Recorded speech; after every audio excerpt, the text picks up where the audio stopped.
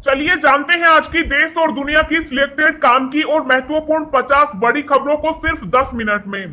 पर अभी तक आपने इस वीडियो को लाइक नहीं किया तो लाइक कर दीजिए। तो चलिए वीडियो स्टार्ट करते हैं। स्टेशन बाजार की भीड़ पर सरकार ने चेताया, कहा कोरोना प्रोटोकॉल का पालन नहीं हुआ तो प्रतिबंधों में रियायत खत्म कर सकते हैं। कोविड के खिलाफ एक और हथियार तैयार, जल्द ही सरकारी केंद्रों पर फ्री में दी जाएगी स्पुतनिक वी। 25 जुलाई से शुरू होगी कांवड़ यात्रा, सीएम योगी ने पड़ोसी राज्यों से बातचीत करके गाइडलाइन बनाने को कहा। रिसर्च में हुआ बड़ा खुलासा, भारत में कोरोना की तीसरी लहर को रोकने के लिए इस साल दिसंबर तक अपनी 1.3 बिलियन से अधिक आबादी के कम से कम 60% लोगों को टीके की दोनों खुराक लगनी अनिवार्य।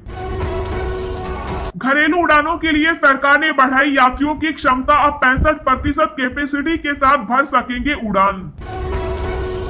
भारत में अगले महीने आ सकती है कोरोना की तीसरी लहर, सितंबर में होगी अपने चरम पर एसबीआई रिपोर्ट। गैर गांधी परिवार से अध्यक्ष चुन सकती है कांग्रेस, पार्टी में बड़े बदलाव के आसार। इस सप्ताह हो सकता है मोदी मंत्रिमंडल का विस्तार, 22 नेता हो सकते हैं कैबिनेट में शामिल। मौसम विभाग ने जारी किया अलर्ट, 7 से 9 जुलाई के बीच 10 जिलों में हो सकती है भारी बारिश। कोरोना पीड़ित परिवारों, अनाथ बच्चों को आर्थिक राहत देगी केजरीवाल सरकार, शुरू की योजना। परिवार में एक व्यक्ति सरकारी नौकरी में तो दूसरे को अनुकंपा का लाभ नहीं, हाई कोर्ट। सीबीएसई की 10वीं और 12वीं कक्षा के लिए 2 भागों में बांटा गया सिलेबस, साल में 2 बार होगी परीक्षा। देश में 111 दिन बाद सबसे कम कोरोना केस, 24 घंटे में दर्ज हुए 34,703 नए मामले, 552 की हुई मौत। नासा ने शेयर की अंतरिक्ष में आई सुनामी की तस्वीर, ब्लैक होल से निकलती दिखी रंग बिरंगी तरंगे। सरकारी दुकानों से राशन लेने के लिए पात्रता के बदलेंगे मानक, जाने कब से लागू होंगे नए प्रावधान। सरकार ने ई कॉमर्स नियमों के मसौदे पर सुझाव के लिए समय सीमा बढ़ाकर 21 जुलाई की। दिल्ली एनसीआर में महसूस किए गए भूकंप के झटके, रिक्टर स्केल पर 3.7 मापी गई तीव्रता। एसबीआई ने खाते में मिनिमम बैलेंस को लेकर बताया नया नियम, जानिए इसके बारे में सब कुछ। बड़ी खबर, पाकिस्तान से मुकाबले से पहले इंग्लैंड टीम पर कोरोना का शिकंजा, 3 खिलाड़ी समेत 7 सदस्य पॉजिटिव। ट्विटर ने कबूली आईटी रूल्स का पालन नहीं करने वाली बात, एचसी ने कहा सरकार कार्रवाई के लिए स्वतंत्र। देश के सबसे लंबे गंगा एक्सप्रेसवे प्रोजेक्ट का खाका तैयार, जुड़ेंगे यूपी के 12 जिले और 519 गांव। भारतीय स्टेट बैंक कर रहा 6,000 से ज्यादा पदों पर भर्ती, ग्रेजुएट्स वालों को दे रहा जबरदस्त सैलरी। केंद्र ने नहीं भेजी वैक्सीन की खेप, कमी के चलते राजस्थान के कई जिलों में आज नहीं लग पाएगा टीका। असम के 7 जिलों में लगा कल से संपूर्ण लॉकडाउन, रेस्टोरेंट, दुकानों समेत पब्लिक प्राइवेट ट्रांसपोर्ट भी रहेगा बंद। पीएम मोदी ने फोन कर दलाई लामा को दी जन्मदिन की बधाई, चीन को कड़ा संदेश। कोरोना लॉकडाउन में भी राजस्थानियों ने जमकर पी शराब, इस साल 1,293 करोड़ का मुनाफा। उत्तराखंड में इस साल भी कांवड़ यात्रा पर लगा बैन, डीजीपी बोले हरिद्वार में कांवड़ियों की नो एंट्री न मानने पर होगी कार्रवाई। हरियाणा सरकार का बड़ा ऐलान, 42 लाख किसानों को हजारों करोड़ की आर्थिक मदद। जी हाँ दोस्तों, और भी बहुत बड़ी काम की खबरें निकल कर आ रही है, इसलिए वीडियो को लास्ट तक जरूर देखना।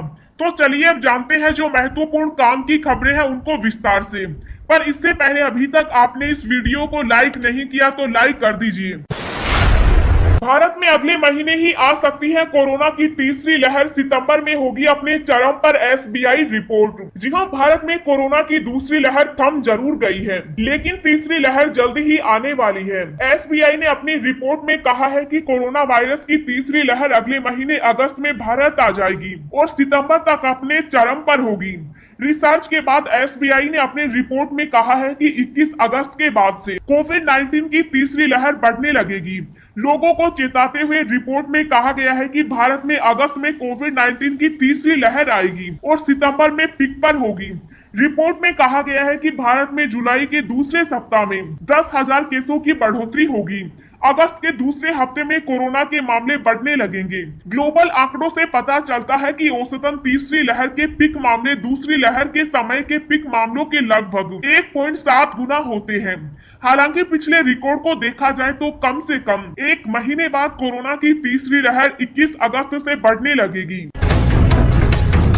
25 जुलाई से शुरू होगी कांवड़ यात्रा। सीएम योगी ने पड़ोसी राज्यों से बातचीत करके गाइडलाइन बनाने को कहा। जी हां, कोरोना वायरस संक्रमण के चलते जहां उत्तराखंड सरकार ने इस बार कांवड़ यात्रा को रद्द करने का फैसला किया है, तो वहीं उत्तर प्रदेश की योगी आदित्यनाथ सरकार ने कांवड़ यात्रा को लेकर बड़ा ऐलान किया। दरअसल सीएम योगी आदित्यनाथ ने कहा कि पड़ोसी राज्यों से संवाद स्थापित कर कांवड़ यात्रा को पूरा किया जाए।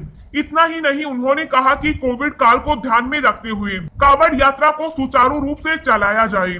बता दें कि 25 जुलाई से कांवड़ यात्रा शुरू हो रही है और भगवान भोले के भक्त हरिद्वार ऋषिकेश जल लेने के लिए जाते हैं। लेकिन उत्तराखंड सरकार के कांवड़ यात्रा पर रोक लगाने के बाद शिव भक्त मायूस नजर आए हैं। इस बीच उत्तर प्रदेश के मुख्यमंत्री योगी सरकार ने कांवड़ यात्रा के लिए अधिकारियों को दिशा निर्देश दे दिए हैं। सीएम योगी ने अधिकारियों से कहा कि वो पड़ोसी राज्यों से संवाद स्थापित करें और कांवड़ यात्रा को सुचारू रूप से चलाया जाए।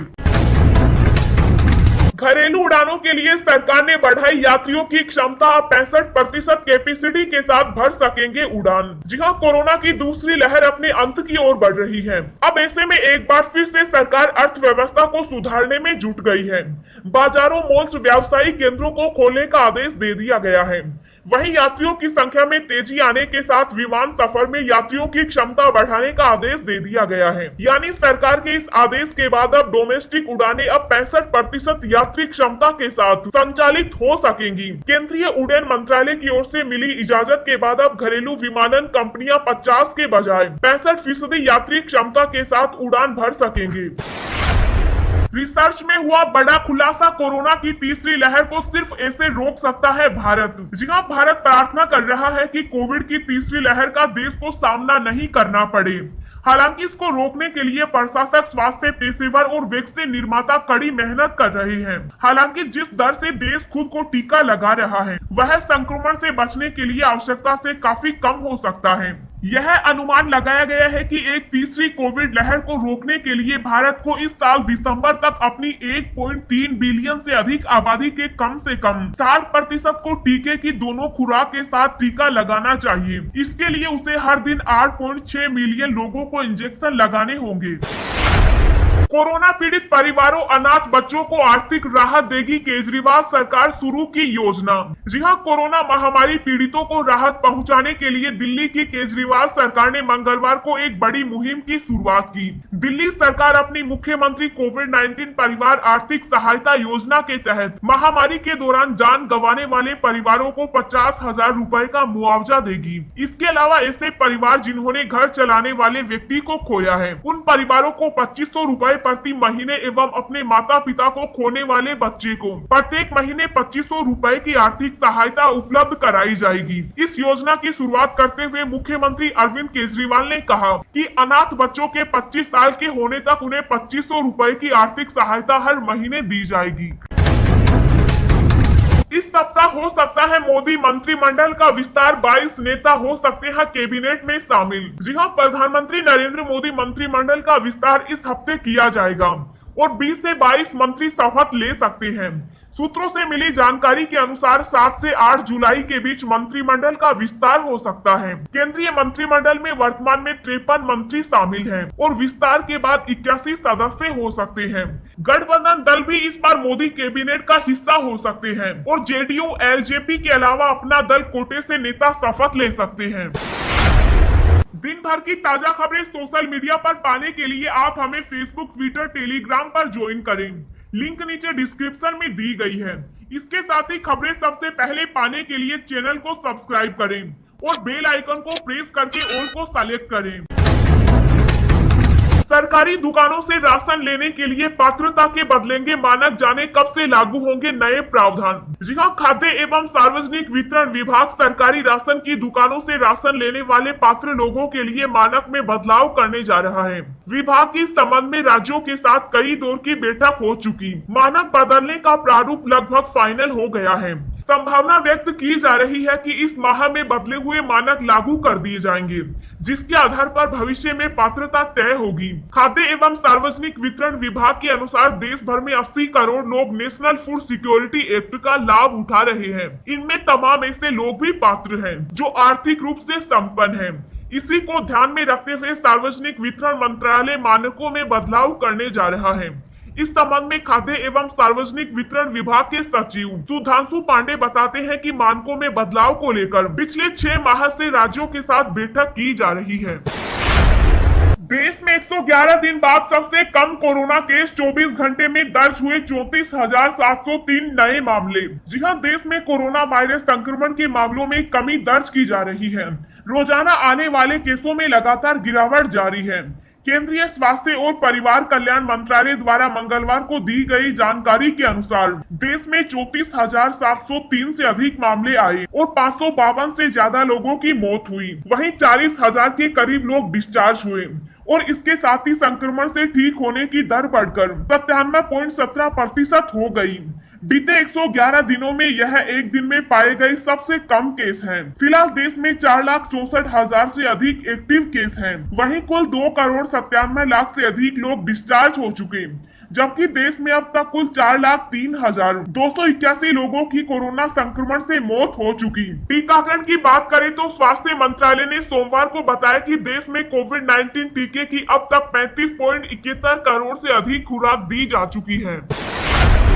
एसबीआई ने खाते में मिनिमम बैलेंस को लेकर बताया नया नियम, जानिए इसके बारे में सब कुछ। जी हां, देश के सबसे बड़े सरकारी bank state bank of India ने खाते में न्यूनतम राशि को लेकर एक नई जानकारी दी है। इसमें बताया गया है कि ग्राहक को मिनिमम बैलेंस कब से चुकाना होगा। स्टेट बैंक ने मैसेज चार्ज के बारे में भी बताया है। बैंक के मुताबिक जिस तारीख से मैसेज चार्ज फ्री किया गया है, उस तारीख के बाद से कोई शुल्क नहीं लगेगा, लेकिन उस तारीख से पहले किसी ने मिनिमम बैलेंस नहीं बनाए रखा है तो उसकी अदायगी करनी होगी। एसबीआई ने एक ट्वीट में लिखा है, कृपया ध्यान दें कि मिनिमम बैलेंस और संदेश का शुल्क जिस तिथि से नहीं लगने की बैंक ने घोषणा की है, उस तिथि से पहले अगर आपका कोई शुल्क देय है तो उसका भुगतान करना होगा। किन किन राज्यों में स्कूल, कॉलेज और यूनिवर्सिटी खोलने का ऐलान हुआ, देखें लिस्ट। जी हां, कोरोना महामारी के मद्देनजर पिछले साल 24 मार्च को देशव्यापी तालाबंदी के बाद देश भर के स्कूल भी बंद कर दिए गए थे।